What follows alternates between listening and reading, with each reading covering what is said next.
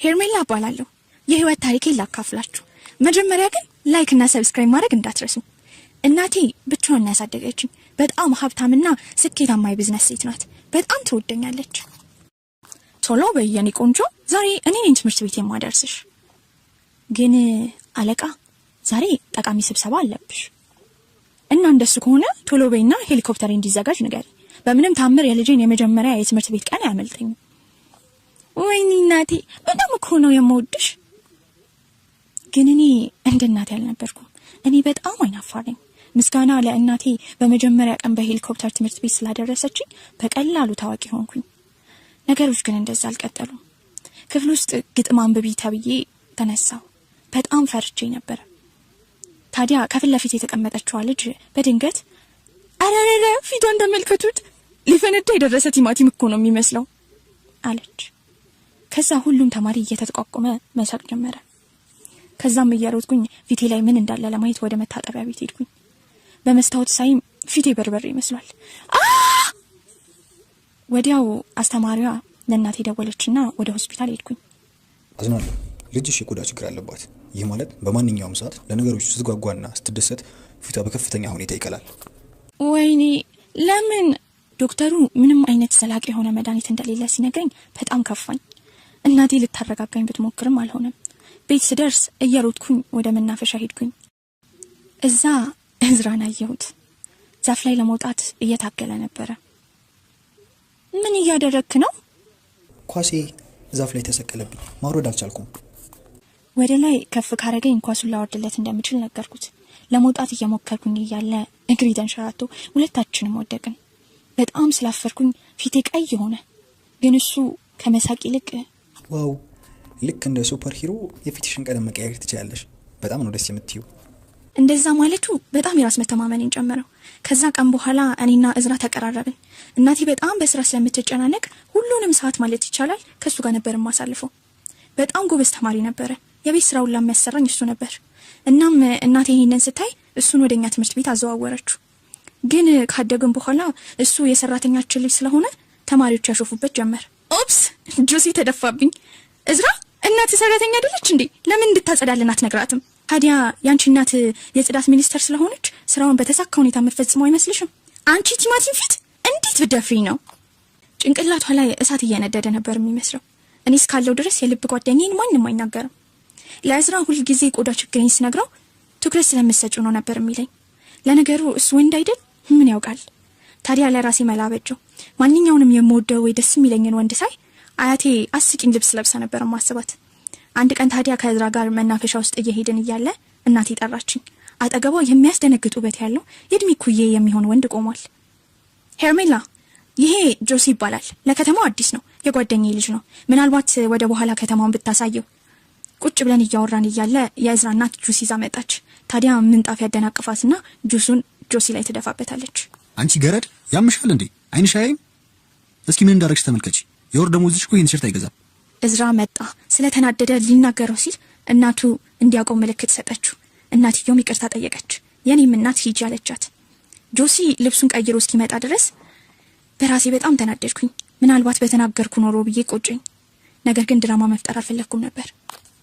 ከዛ እኔና ጆሲ ከተማውን ላሳየው ወጣን። እራት በላን። ከራት እየተመለስን እያለ በጣም ደስ የሚል ምሽት ነበር። በጣም አመሰግናለሁ። እና ይህንን ምሽት ከንፈርሽን ስሜ ብንቋጨው ምን ታስቢያለሽ? አንቺ ፊትሽ ምንድነው የሚመስለው? ወይኔ በጣም ነው የምታስጠየው። ፊቴ ቀይ ሆኖ በጣም ስለተናደድኩ ነበር በጥፊ ደረገምኩት። ይሄ የህይወቴ የሚያስጠላ ቀን ነው። አንተ የማትረባ አጠገቤ እንዳትደርስ። የዛን ቀን እቤት ስሄድ እዝራን ማግኘት አልቻልኩም ነበር። ነገር ግን የት እንደማገኘው ስለማቅ ወደ መናፈሻ ሄድኩኝ። እዚህ ብቻ ምን ታደርጋለህ? ከዛ ከማይረባ ልጅ ጋር ራት በልተሽ የተመለሽ ነው? ቅድም እናቴ ባታስቆመኝ ኖሮ በቦክስ ባጋድሞ ምንኛ ደስ ባለኝ ነበር። እና አሁን ፍቅረኛሽ ሆነ ማለት ነው? ተው እባክህ አቀልድ። ከመታወት በኋላ ሁላ የሚፈልገኝ አይመስለኝም። ምን ነው ያደረግሽ ነገር አለ? ደህና ነሽ? አዎ ደህና ነኝ። ቀደም ብዬ ነበር መምታት የነበረብኝ። በነገራችን ላይ ስትቀና ታምራለህ። ስትቀና? ማን ነው ማን ይቀናው? ልክ አይኑን ሳየው በፈገግታዬ ራሴ መቆጣጠር ስላቃተኝ ሳምኩት። ለመጀመሪያ ጊዜ ስለነበረ በጣም ነበር ደስ ያለኝ። እናቴን የሆነ ነገር ልጠይቃት ሲሄድ የጨነቃት ትመስላለች። ምን ነውማ? የኔ ማር ሁል ጊዜ ለከባባድ ዝግጅቶች የማደርገው ሀብል የአልማዞ ሀብል እናቴ ሰጠችኝ። ጠፋብኝ እኮ እንዴ! እና ለምን ለፖሊስ አናመለክትም? አዎ እሱማ አመልክቻለሁ። ጠባቂዎች ሁሉ እየፈለጉት ነው። የአንገት ሀብሉ ከቅድመ አያቴ ጀምሮ ሲወርስ ሲዋረስ የመጣ ነው እና ደግሞ በጣም ውድ ነው። ቤታችን ካሜራ ስላለው በሲሲቲቪ ማን እንደገባና እንደወጣ እያየን ነበረ። እዝራ ነበር ለመጨረሻ ጊዜ የእናቴ ክፍል ገብቶ የወጣው። ከዛም ጠባቂዎቹ የእናቱንና የሱን ክፍል ሲፈትሹት ሀብሉ እዛ ክፍል መሳቢያ ውስጥ ተገኘ። በጣም ደነገጥኩ። እዝራ አንተን ሀብሉን የወሰድከው? ሄርሚ ሌባ ነኝ እያልሽ ነው? እንዴት እንደዛ ታስቢያለሽ? እኔ ምንም የወሰድኩት ነገር የለም። ታዲያ እንዴት ሀብሉ እዚህ መጣ? ብር ከሌለህ እኮ በቀላሉ ይሄን ማመን አልችልም። አንቺ እንደ ሌሎቹ ሀብታም ሰዎች ድሃ ስለሆንኩ ብቻ እኔን አታምኚኝም? ምን? እንዴት እንደዛ ትላለህ? በቃ ሄርሜላ አሁኑን ወደ ክፍልሽ ሂጂ። እንዴት እንደዚህ ያጓራኛል ብዬ እያሰብኩኝ ወደ ክፍሌ ተናድጄ ሄድኩኝ።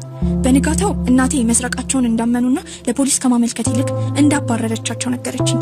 ከዛ ብዙ ቀናቶች አለፉ። እኔ ምንም መስራት አቃተኝ። ከመተኛትና ያንግ ታሪኪዝም የሚባለውን ቻናል ከማየት ውጪ ምንም አላደርግም። እናቴ እንደተለመደው ልታስደስተኝ ትሞክራለች። ሄርሚ ተነሺና ወይ ሾፒንግ ወይ መዝናኛ ቦታ እንሂድ። አይ እማዬ አልፈልግም። ክረምቱም አለቀ። እኔም ከዚህ በኋላ ያንን እዝራ የተባለ ልጅ ለማየት አሰብኩኝ። ትምህርቴ ላይ ብቻ ትኩረት ማድረግ እንዳለብኝ አሰብኩኝ።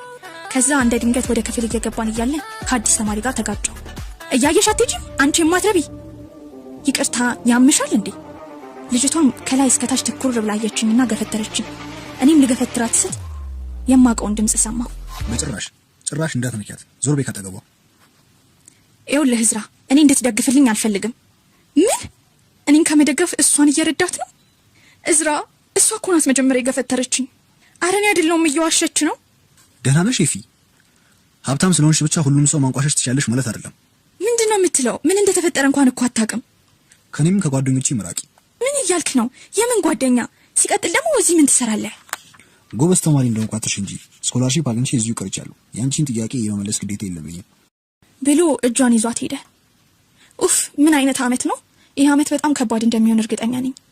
ፊቴ ቀይ የሆነ ስለመሰለኝ ራሴን ለማረጋጋት ወደ መጸዳጃ ቤት ሄድኩኝ። ከዛም በኋላ ማንንም ሰው ማናገር አቆምኩኝ። ምንም ቢሆን ግን ያችን የማትረባ ከእዝራ ጋር ሳያት ደሜ ይፈላል። ከሳምንት በኋላ የትምህርት ቤት ጉዞ እንዳለ አስተማሪያችን ነገረችን። ለጉዞውም 1000 ብር እንደሚያስፈልግ ነገረችን። ደውል ሲደወል እዝራ አስተማሪዋን ተከትሎ ሄደ። መምህር እኔ መሄድ አልችልም፣ በዚህ ሳምንት የእህቴ ሰርግ ነው። እሷም አንገራገረች። ከዛ እሱ ሄደ። እየዋሸ እንደሆነ አውቃለሁ፣ ምክንያቱም እህት የለውም፣ ገንዘብ ስለሌለው ነው። እኔም አስተማሪውን ተከተልኳት። መምህር አንድ ውለታ ዋይልኝ፣ እኔ ለእዝራ መክፈል እችላለሁ፣ ግን እንዳትነግሪው፣ ትምህርት ቤቱ ሁሉንም ሰው በነፃ እንዲወስድ እንደሆነ ንገሪው እባክሽ። እሷም ተስማማች። በንጋታው እዝራን ስታዋራው ፊቱ በደስታ ሲበራ አየው። ሁላችንም በአንድ ባስ ነበር የሄድነው። እዝራ ለኤፍራታ እንዲህ ሲል አሰማው። በጣም ደስ ይለው ትምህርት ቤቱ ሁሉንም ተማሪዎች በነፃ ለመውሰድ ማሰቡ። በነፃ ምንድን ነው የምትለው? እኔ እኮ ለመሄድ 1000 ብር ነው የከፈልኩት። አዎ ሁላችንም ከፍለናል።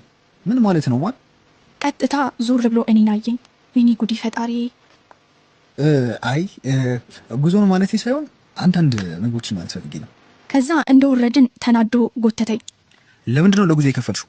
ለመካድ እንዳትሞክሪ። አዎ አደረግኩት፣ ከፍያለሁ። እና ምን? እኔ የማንንም እርዳታ አልፈልግም፣ አብሶ ከእንዳንቺ አይነቱ ሰው የሚመጣ እርዳታ። ምን ማለት ነው ከእንዳንቺ አይነቱ ሰው? ለምንድን ነው እንደማታውቀኝ የምትሆነው? አላቅሽም። ነሽ ብዬ ያሰብኩትን አይነት ሰው አይደለሽም። አንተም እንደዛው። በቆመበት ጥየው በንዴት እያለቀስኩኝ ሄድኩኝ። ከዛ በንጋታው ለሃይስኩል ተማሪዎች የተዘጋጀ ጭፈራ ነበር። ወዲያው ከፋኝ። ኤፍራታ እዝራን እንዲጨፍር ብላ እጁን ወገቧ ላይ ስታደርጋየው እኔም በጣም ተናደድኩና አንዱን ልጅ ጎትቼ መጨፈር ጀመርኩኝ። ከዛ እሱ ግን ሙሉ ሰዓት እዝራን እያየኝ ነበረ። ልጁም ወደ ሌላ ነገር ሲገባ ገፍትሬው ሄድኩኝ። እሱም ተከተለኝ። ወዴት ነው የምትሄጂው? ቆንጂ ገና እኮ ጭፈራው አላለቀም። በቃ አልፈልግም፣ ዞር በልልኝ። ግን ዞር አልልም አለ። እግሩን መታወት። እዝራ መጣ እና በቦክስ ጣለው። ማን አባ ስለሆንክ ነው አንተ የምትነካት? ከዛ ልጁ ወዲያው አመለጠ።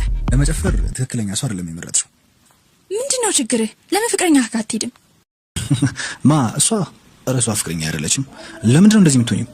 ታዲያ ከገባን ጀምሮ እኮ ለኔ መጥፎ ነበርክ። ምክንያቱም ስላስከፋሽ ነው። ይቅርታ አላደርግልሽም፣ ምክንያቱም ሌባ ብለሽ ስለጠራሽ ነው። አዎ ሌባ ነህ። የእናቴን ሀብል እኮ ሰርቀሃል። በሲሲቲቪ አይቼሃለሁ። ሲሲቲቪ? ምንድነው የምታወሪው? በካሜራ ነዋ። ከእናቴ ክፍል ስትወጣ አይቼሃለሁ። ሀብሉም እኮ እናንተ ክፍል ነው የተገኘው። እኔ እኮ እዛ ሄድኩት እናትሽ ስለ ልደትሽ ሰርፕራይዝ እንድናወራ ጠርታኝ ነው። ሀብሉ ክፍሌ እንዴት እንደተቀመጠ ምንም የማውቀው ነገር የለም። እንዴ ታዲያ ለምን ነፃ ከሆናችሁ እንዳልሰረቃችሁ አትናገሩም ነበር? ለምን አመናችሁ? ምን? እኛ እኮ አላመንም። እናት ናት ከማሳሰራችሁ ከዚህ ሂዱ ብላ ያባረረችን። ምን? እውነቱን ባልሆነ እናቴ ለምን እንደዛ አደረገች? እውነቱን ማወቅ አለብኝ። ቤት እንደደረስኩኝ አንዷን ታማኝ ሰራተኛችንን ጠየኳት። እሷም እዝራ የነገረኝን ነገረችኝ፣ እንዳላመኑና እናቴ እንዳባረረቻቸው። እውነት እዝራን ክፍልሽ ጠርተሹ ነበር?